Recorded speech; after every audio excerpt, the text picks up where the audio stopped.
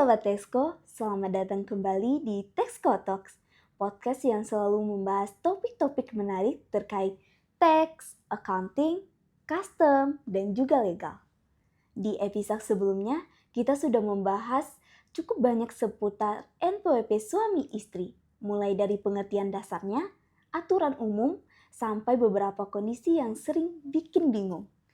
Nah, seperti yang kita janjikan di akhir episode kemarin, kali ini kita akan melanjutkan pembahasan yang gak kalah penting dan pastinya lebih dalam lagi. Jadi, pastikan Sobat Esko simak sampai akhir ya, karena pembahasan kali ini bisa sangat menentukan strategi pajak rumah tangga Anda ke depannya. Yuk, tanpa berlama-lama lagi, kita langsung masuk ke pembahasannya. Oke, baik Pak Alto. Mungkin bisa dijelaskan perbandingan praktis antara NPWP gabungan dan terpisah dari sisi tarif, administrasi, dan strategi pajak, Pak. Nah, kalau kita bandingkan secara praktis, NPWP gabungan ini lebih sederhana dari sisi administrasi karena hanya ada satu NPWP dan satu SPT tahunan. Namun dari sisi tarif pajak, NPWP gabungan ini bisa jadi lebih tinggi daripada NPWP terpisah. Nah, sebaliknya NPWP terpisah ini untuk administrasinya bisa jadi lebih rumit karena ada 2 NPWP dan juga ada 2 SPT yang harus dilaporkan. Tetapi jika dilihat dari segi pajak terutang itu bisa jadi lebih efisien jika penghasilan suami dan penghasilan istri ini relatif seimbang. Oke, baik Pak Okto. Mungkin dari Pak Okto sendiri bisa berikan contoh kasus nyata atau simulasi angka yang melihat perbedaan hasil pajak antara gabungan dan terpisah. Ya, baik Bu. Saya coba berikan contoh sederhana dengan kasus suami ini menjalankan kegiatan usaha, sedangkan istri ini bekerja pada satu pemberi kerja. Jadi contohnya suami dalam 1 tahun pajak, suami memperoleh penghasilan neto dari usahanya sebesar 300 juta rupiah. Kemudian istri memperoleh penghasilan neto dari satu pemberi kerja sebesar 250 juta rupiah. Nah, kalau digabungkan totalnya jadi 550 juta. Nah, ini sudah masuk ke lapisan tarif 25%.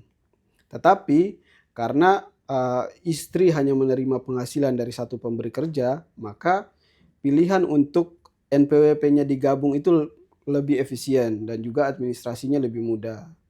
Karena penghasilan istri ini akan dilaporkan pada lampiran penghasilan yang dikenakan PPh final. Jadi untuk perhitungan penghasilan kena pajak pada SPT tahunan orang pribadi ini itu hanya masuk sebesar 300 jutanya saja. Karena 250 juta sudah dianggap sebagai penghasilan yang dikenakan PPh final.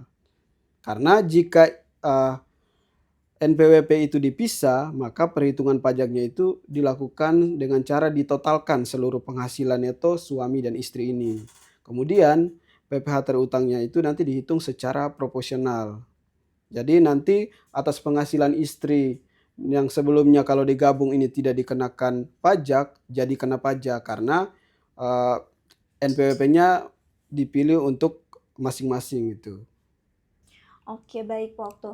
Mungkin dari contoh kasus yang sudah Pak Okto paparkan tadi, yang dimana istri bekerja pada satu pemberi kerja. Lalu bagaimana jika penghasilan istri lebih dari satu pemberi kerja, Pak Okto? Baik Bu Dila, jadi jika penghasilan istri ini diperoleh dari lebih dari satu pemberi kerja, maka pajak yang dibayarkan jika NPWP-nya itu digabung itu menjadi lebih besar. Kenapa? Karena penghasilan istri akan ditambahkan ke penghasilan suami untuk menghitung PPh terutang. Sehingga dikenakan tarif dengan lapisan yang lebih tinggi. Jadi seperti yang sudah saya contohkan di awal, kalau NPWP istri digabung dan cuma memiliki penghasilan dari satu pemberi kerja, maka yang jadi penghasilan kena pajak itu kan cuma 300 juta saja. Tetapi kalau dia memiliki penghasilan lebih dari satu pemberi kerja, itu bisa jadi lebih tinggi karena yang akan dihitung untuk memperoleh penghasilan kena pajak itu seluruh penghasilan, bukan cuma penghasilan suaminya saja. Jadi dari simulasi ini dapat terlihat bahwa pilihan gabung atau terpisah ini bisa berdampak langsung kepada besarnya PPh terutang dari SPT PPh orang pribadi, Budila. Oke Pak Oto. Nah, ngomongin soal penggabungan NPWP nih Pak Oto. Bagaimana cara penggabungan NPWP di Cortex? Ya, baik Budila. Ini saya contohkan kasusnya istri sebelum menikah dengan suaminya dia telah memiliki NPWP. Jadi setelah menikah dia ingin melakukan penggabungan NPWP dengan suami. Jadi untuk penggabungan NPWP istri dan suami melalui Cortex itu yang pertama yang harus dilakukan, istri harus melakukan penonaktifkan NPWP-nya, yaitu yang harus dilakukan melalui Cortex istri. Ya, kemudian selanjutnya suami ini harus menambahkan istri ke akun Cortex suami. Nah, untuk menambahkan istri ke akun Cortex suami itu harus dilakukan dengan cara yang pertama login ke akun Cortex suami, kemudian yang kedua pilih menu portal saya, kemudian pilih menu profil saya. Setelah itu ke bagian informasi umum dan pilih edit. Setelah itu pilih menu unit pajak keluarga lalu pilih tambahkan isi data istri. Kemudian isi data istri secara lengkap, kemudian klik simpan. Nah, yang terakhir itu harus centang pernyataan wajib pajak lalu klik submit. Begitu Budila. Oh baik Pak Okto, ternyata untuk cara penggabungan NPWP ini sendiri ternyata sangat sederhana ya Pak Okto. Ya betul Budila. Oke, mungkin untuk tips praktis bagi pasangan suami istri dalam menentukan pilihan NPWP gabungan atau terpisah, bagaimana Pak Okto? Jadi untuk tips praktisnya begini Budila. Yang pertama itu suami dan istri ini harus melakukan evaluasi atas penghasilannya masing-masing. Kalau penghasilannya itu salah satunya jauh lebih besar, biasanya lebih efisien digabung. Kemudian yang kedua, kalau penghasilan suami dan istri ini relatif seimbang, pertimbangan untuk melakukan NPWP terpisah untuk mendapatkan tarif yang lebih rendah itu lebih baik. Kemudian yang ketiga, jangan hanya melihat dari beban pajaknya saja, tetapi juga dari pertimbangan administrasi pajaknya. Karena untuk penggabungan NPWP itu administrasinya lebih sederhana. Tetapi kalau dipisah itu biasanya lebih rumit karena masih banyak yang harus disiapkan. Kemudian yang keempat, itu selalu pastikan kepatuhan pelaporan pajaknya. Karena baik digabung maupun dipisah, itu SPT tahunannya itu harus tetap dilaporkan. Kemudian yang terakhir, kalau masih ragu, jangan segan untuk melakukan konsultasi dengan konsultan pajak agar strategi pajak keluarga ini lebih optimal. Begitu Budila.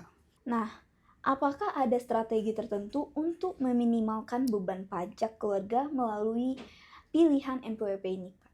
Ya, jadi gini Gadila. Jadi untuk strategi jangka panjang untuk suami istri itu sebaiknya dimulai dengan melakukan evaluasi rutin atas penghasilannya masing-masing. Kalau salah satu penghasilan jauh lebih besar, NPWP gabungan bisa lebih praktis. Tetapi kalau keduanya sama-sama signifikan, NPWP terpisah ini lebih efisien dari sisi tarif. Nah, selain itu, pasangan juga perlu mempertimbangkan rencana keuangan jangka panjang seperti investasi, pendidikan anak, atau pembelian aset. Karena beban pajak ini dapat mempengaruhi cash flow keluarga. Kemudian strategi terbaik adalah dengan meninjau setiap tahun menyesuaikan pilihan NPWP dengan perubahan penghasilan dan bila perlu konsultasi dengan konsultan pajak agar keputusan ini tetap optimal. Begitu Kadila. Oke baik Pak Okto. Mungkin dari Pak Okto sendiri bisa memberikan pesan utama yang perlu diingatkan oleh pasangan suami istri terkait NPWP gabungan atau terpisah. Ya, baik Budila. Jadi cara yang paling sederhana untuk memahami perhitungan NPWP digabung dan terpisah ini yang harus dilakukan oleh suami dan istri. Yang pertama yaitu buat simulasi perhitungan pajak. Yaitu yang pertama hitung total penghasilan suami dan istri, lalu coba menghitung menggunakan simulasi dengan skema gabungan dan juga skema terpisah. Nah, setelah itu bandingkan hasilnya. Dari simulasi ini pasangan akan bisa melihat mana yang lebih efisien, apakah gabungan atau terpisah. Karena dengan cara ini keputusan yang dibuat oleh suami dan istri ini berbasis data, bukan sekedar asumsi. Begitu Budila. Oke, baik Pak Okto. Nah, dari diskusi bersama Pak Okto, kita bisa simpulkan bahwa pilihan NPWP suami istri apakah digabung atau terpisah bukan hanya soal administrasi, tapi juga menyangkut strategi pajak, efisiensi beban pajak, dan perencanaan keuangan keluarga. Setiap keluarga punya kondisi yang berbeda, jadi tidak ada pilihan yang paling benar untuk semua orang. Yang terpenting adalah memahami aturannya, melakukan simulasi, dan memilih skema yang paling sesuai dengan kondisi penghasilan masing-masing. Terima kasih banyak Pak Okto atas informasi yang Bapak Okto paparkan pada Sobat Tekso hari ini. Ya, sama-sama Budila. Dan itulah episode Teksko Talks kita untuk kali ini. Terima kasih telah menemani saya dalam diskusi tentang pajak, keuangan, dan bisnis. Jangan lupa untuk tetap terhubung dengan kami di Teksko Solution untuk mendapatkan lebih banyak tips dan informasi terbaru seputar keuangan. Dan tentu saja kalau kamu suka podcast ini, jangan lupa untuk like, comment, and subscribe. Sampai jumpa di episode Teksko Talks berikutnya. Tetap semangat dan jaga selalu keuangan dan bisnis kamu dengan baik.